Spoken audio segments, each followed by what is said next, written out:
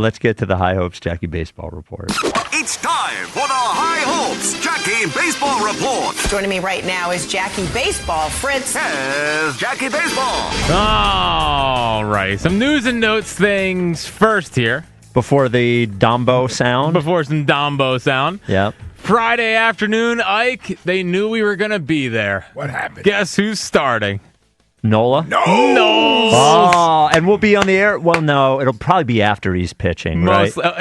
Hopefully. Yeah, he'll probably be out by the time we get on there. Yeah. Unless he's dominating. But even then. Yeah, right. Okay. He's not pitching more than 2 innings. Yep. Yeah. So that means Ike gets his eye on him early. Well, no, only pitching 2 innings. Good thing that next week he's playing for Italy in the World That's right. Baseball Classic. He sounds ready. Maybe he'll only make 1 start. Yeah. Like everyone else on Team USA. Yep. Unbelievable. So Nola will get the Ike Reese bump on Friday, and then Andrew Painter makes his debut on Sunday. Oh, we'll be gone. I would love to see I'd rather Painter. have Andrew Painter start Friday. Yeah, can I they would move agree. it up? Yeah, we'll talk to Tomper, Okay. and Yeah, we'll try to figure it out. Well, there's a game Thursday as well. Is there There's not? a game Thursday, but Okay. I think Who that's do we get? The split squad? Taiwan. Damn. We in Taiwan? Well, everybody duck.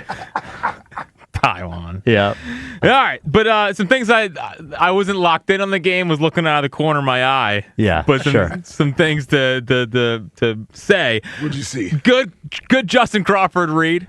Ball hits to the wall. The high Florida sky, as they say. Yeah. And he got to it, crashed into the wall, but I didn't see any hesitation. It didn't look like a bad read. Eric Davis might be our hero for saving the Justin Crawford center field experiment. Good start to him out 2 there. days of working with Eric Davis. 2 Got weeks. it. 2 weeks. Okay. 2 weeks. A 2-week boot camp. Okay. Yeah. All right. I don't know Okay. why it took so long. Yep. But maybe the Eric Davis treatment worked. Love it. Otto Kemp hit a homer off of a lefty. There you go. He's also playing second base. So I think he's gonna be more of the platoon option with Everywhere. with Marsh in left field. Yeah. But he has to crush lefties. I mean, that is Yes. They didn't sign Reese, I think, because they need to figure out if Otto Kemp can be that guy, and he needs to be able to smoke left-handed pitching. So a good start there. Did hit a home run. Bryce hit a double, which is good to see as well. Also walked. He did a whole sit down with Matt Gelb of The Athletic. Again? Yeah, again. and he talked about how he started getting mad at himself because he wasn't walking enough last year. Yes. Me too. And me three. and how he just gave away at bats because he was swinging first pitch a lot. And whether that wasn't trusting his teammates behind him, who knows? But he's like, I'm going to get back to recommitting to the walk this year. All right. Well, also, it's not who knows. That's definitely what it is. He talks about it constantly, Yeah. that he doesn't get anything hit because he doesn't have, and his agent talks about it, because he doesn't have anybody hitting behind him. The truth is that he is more valuable as a base runner after a walk than trying to do anything else. Just get on base.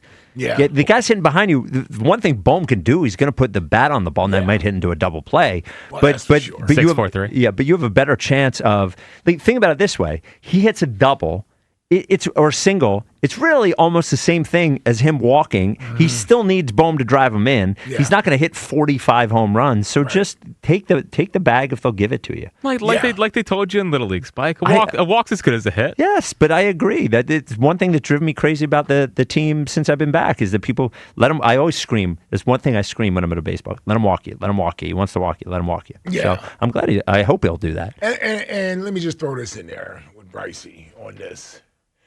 Enough with the guys hitting behind you. Well, yes. Right? Enough of that. Yeah. Just do you. Yeah. Do you. We all get it. We get it. We get it. He's going to walk more this year. Yes. Be more selective. Pass the baton. Yes. Pass the baton. And by the way, when he was doing that, Bohm was driving in 90-plus RBIs. Well, a good start for that today. Boom, 2 hits and 2 RBIs. Oh, there you go. Man, that's Might get 100. Until he spiked the contract year this year. Also, if you want somebody hitting behind you, hit second. Yeah, you can always do that. Well, because he said him and Trey and Schwarber are all going to meet with Rob Thompson and decide where they're going to hit. Where, is Bohm in that discussion? No, we think he's there. Yeah, I know. He's there at 4. No, I know. Yeah. And What a good Garcia in there at 4. One could. You got to see a couple weeks worth of good at bats, I think, before you do that, and Bohm would have to struggle. But yeah, Brad Keller made his debut today. 11 pitches and a strikeout. Looked the part. Up to 97. He is pitching in the World Baseball Classic, so he's ramping up for that. All right, so Dave Dombrowski, a guest of the morning show today. Pretty candid. Another big guest. Another big guest. Wow. Yeah, we'll see who we get. Wow.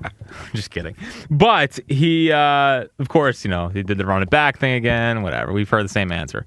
Some meat and potato stuff. They were asked about Jesús Luzardo. Here's what he had to say. Have you spoken to Jesús Luzardo about a contract extension? Well, I've learned a long time ago with contract extensions, you're much better if you're having them that you keep them to yourself. Yeah. There's nothing to be gained by ever expressing. But I will tell you what that about are both sides open to contract talks during season? Well, he's expressed that he would like to stay with the Phillies, and we would love to have him with us for a long time. Well, that's great. He's going to be expensive if he has the year of this. Do you think there's any chance they'd extend him during the year, Jack? So I would. It's one of those things where I would make him earn it. Okay. Not that I don't want to extend Jesús Luzardo. I think his price tag's already high. Okay. I think it's already $30 million a year. He's 28 when he's going to hit the open market. Yeah, he's 6 years, $200 million. I think it's going to be in the $200 million range. Yeah. Unless he goes super, super bonkers, I don't know how much higher that raises his value. My fear with Luzardo, and I do love him, is the last time he made 32 starts, he made I think 15 the next year. Yeah. And he battled a ton of injuries. So I just want to see if he can put up 30 starts again before I walk into the year saying, here's the money. Halfway through, maybe, if he's looking the part. Like Sanchez signed halfway through the year. Really? Yeah. Okay. So they got him dirt cheap too, though. They got him for a very good contract. That will not be the case here with Luzardo, but a good sign that and he should want to be here. I mean, I think he likes pitching in the market. I think Caleb Gotham's someone that has helped unlock the next level of Jesús Luzardo. He's been healthy here, knock on wood. So a positive development there. Yeah, for the money he's looking for, it doesn't benefit him unless the Phillies are going to give him that. It doesn't even benefit Jesús Luzardo to sign in the middle of the season. No. Unless they're going to give him that number. Unless both sides are like, we're right close to it, let's just knock it out now. Yeah. But I don't think he's taking a discount right now. And to your point, if I'm the Phillies, I just let him play it out. Yeah, because he's going to be expensive anyway. Yeah, it's so going to be expensive regardless. Might as well feel good about it. I know we have the money coming off the books next year. We talked a lot about Castellanos and Taiwan's money. There's more if you want to count Adolis and Bohm.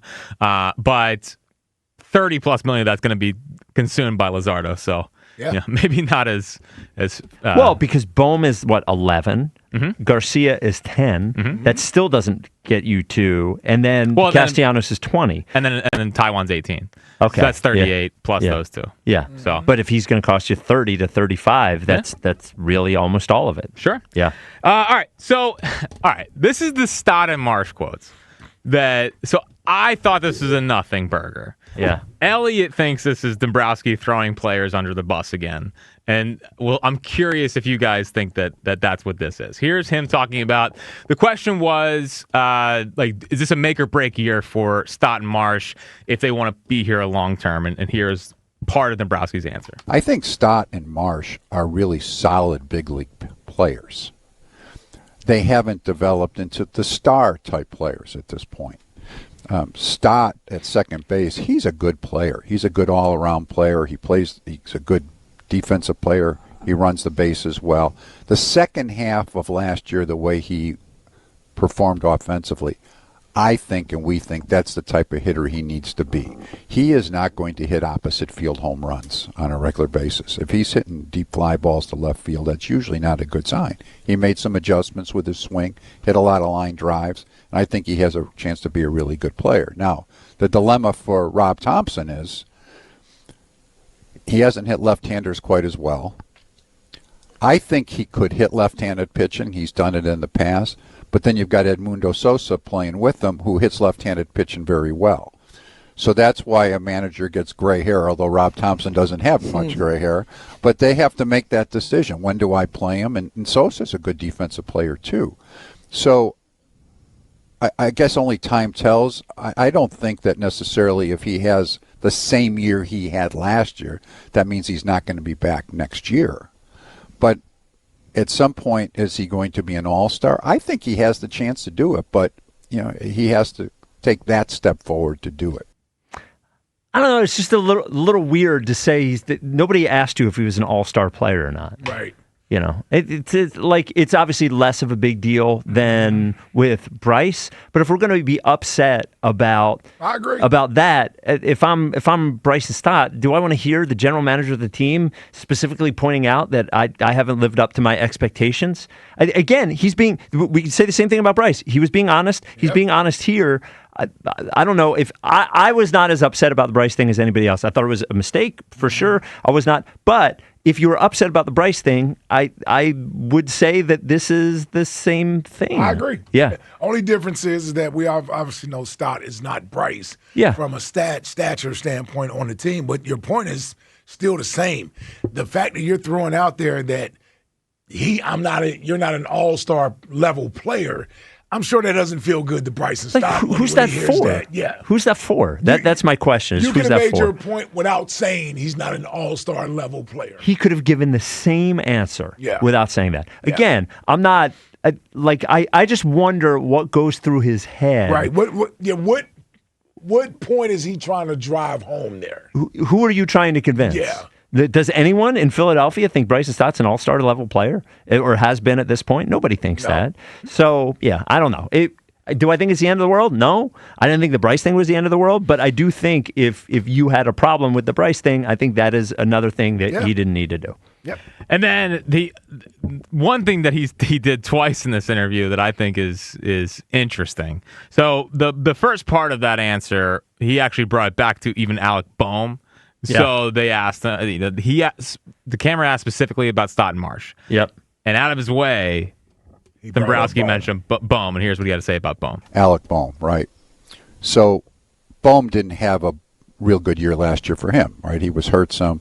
2 years before, he drove in 97 runs. We think Alec Bohm is more that type of hitter than he was last year.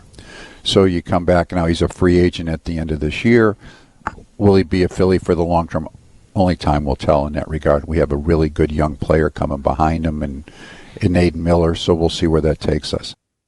Well, yeah, that's very honest. It's very honest. Yeah. Which leads to, again, to ask him about Aidan Miller, and here's what Dombrowski said about him. Can Aidan Miller be on this club without one of the regular 9, I'll call it? I'm so used to saying 8, now we say 9. Without one of the regulars being traded? Well, I think injured. Or injured, yes. Or injured. Aside from injury is the hardest. Could he? Yes. And the way I would describe that is part of it would be because, he can be so talented. Now he's dealing with a little bit of a sore back right now, so I'm not sure when he's going to be back playing. But before that, you'd be saying, okay, he can play different positions. So that gives him the opportunity to play short once in a while, play third once in a while, play second once in a while, and he even told us, he said, hey, remember, I played the outfield when I was a youngster. I can play there too.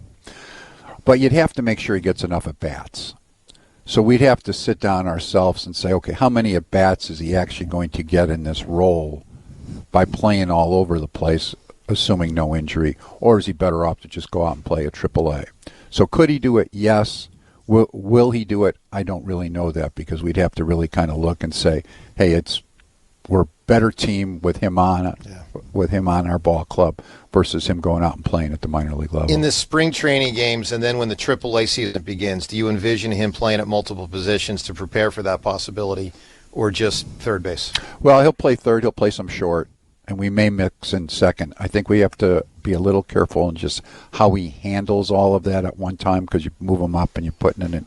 But, yes, I think he'll play primarily third, but he will continue to play some other spots. It's just funny to hear him say he'll primarily play third while Alec Bohm is right there on the roster. We all know that. I also wonder how Bohm is going to handle all of this because of the storylines in the Phillies. If you take away the Bryce one, I think Aidan Miller is one of the 3 biggest storylines with the Phillies. Oh, yeah. He's going to play third base. Yeah. He is a third baseman. He essentially said it there. I don't think there's any way, Jack, if I'm wrong, please tell me. I don't think there's any way they bring him up as some super utility guy playing short, second, and third. No, that seems like the worst thing to do with a player. You only bring him up if he has a position that he can have extended runway to to figure out. And that's not short, and it's not second. No. Unless they were to trade Stott. I don't know. If he's hitting the ball well, he's playing well. I mean, would you rather have him up here as a utility player or somebody else off the bench? I'd rather him get at bats, I guess. Rather than just playing once or twice a week against only lefties. Yeah. I don't know if it's the best thing for his development. Plus defensively, I don't know. It's going to be tough because, I mean, unless Bohm gets injured, honestly, if I'm Alec Bohm, I know this is my last year, I'm just going to get paid. I'm not even thinking about being a Philly in the future. No. I'm just thinking about producing so that I can line myself up for a big contract after the season. Honestly, if Aidan Miller is tearing it up in the minor leagues, they have to just trade Bohm. They just have to trade Bohm and bring him up. You can't. I don't know, especially when you think that's going to be so tough though if they're in it. If they're playing well, if the Phillies are playing well, how do you do that? Well, but think about the fact that we may not even. Let's say we have a season next year, but it is a shortened camp, and it's and if the major league season gets shortened, the minor league season, like all those things happen. If you want to give Aidan Miller a shot, and he's in AAA at this point, the one time this is kind of happened in Phillies history, and Polanco accepted the qualifying offer when they didn't think he was going to accept the qualifying offer heading into the 05 season, even though Chase Utley was ready. So they had David Bell at third base, they had Utley ready to take over second, but Polanco accepted the qualifying offer, so he had to come back. And they traded him a month and a half before the trade deadline. So but that was still June 8th. Yeah. So I don't know. It has happened, but that would be a pretty big leap. I don't know if I just don't know how you waste this year with Aidan Miller. Let him sit in AAA. Well, easy. You got a better player at third base who's not part of your future. I understand that, but Aidan Miller, he's not going to change anything. He's going to be the guy eventually. But he could change the future. What do you mean? Well, the sooner you get him up here, the sooner that he can make a difference on the baseball team, and you can make an educated decision about what he is moving forward. If you can get him, he's going to be the third baseman regardless, right? Well, we hope, yes. Well, I mean, when Bohm's leaving next year, this guy's going to be the third baseman, sink or swim. Yeah, I just think if he looks like he has evolved, and who knows, because we're going off of, what do you have, a good 6 weeks last year? I mean, after August 1st. I just think if your team if the team isn't playing well, that's different. Now you bring him up. But if you're playing well and Bohm is playing well, I don't think Aidan Miller being up here should be a priority. I would like you should be trying to win. I would just trade Bohm now. Yeah, if that's what you're going to do. We had that conversation, but we're talking about if they don't. I agree with you. But what if Alec Bohm is playing well, you could also make your team stronger in another spot. There could be somebody hurt by that. You get a starter. I don't know. If he's playing well, he could be valuable. Yeah, I don't want to see Aidan Miller. I just wouldn't want to move a guy that's playing well just for the sake of watching a young player develop when the team is playing well. Especially if they're playing well. Yeah, that's what I mean. If the team is playing well, he still has to hit major league pitching and do well against major league pitching. Absolutely. Yep. All right. Well, Jackie Baseball, is that it? Huh? Yeah. Well, we will have the show. Good stuff there. The show from Clearwater tomorrow and Friday. A lot of great guests. Right? I mean, I don't know. You said that like it was a question. No, I was just asking Jack. Oh no, we got some good guests lined up. Okay, all right. All right. Maybe someone who was just mentioned right there. Bohm. Yeah. He might be the only guy I haven't seen speak. I know. Yeah, I know. Maybe you and him can do an Oklahoma drill. That would be a good little test. See how that goes. It'd be good. It'd be good. Nope. Call him Raffy. 215-592-9494. Coming up next, we'll get you an update. His nickname's Raffy because they think he's a giraffe. Oh, because he's a long neck. Because he's super tall and long. Raffy, yeah. Why don't you work that into your GIF game? That's a baseball player nickname. That's soft as hell, man. Oh, yeah. Well, it fits the guy. It does.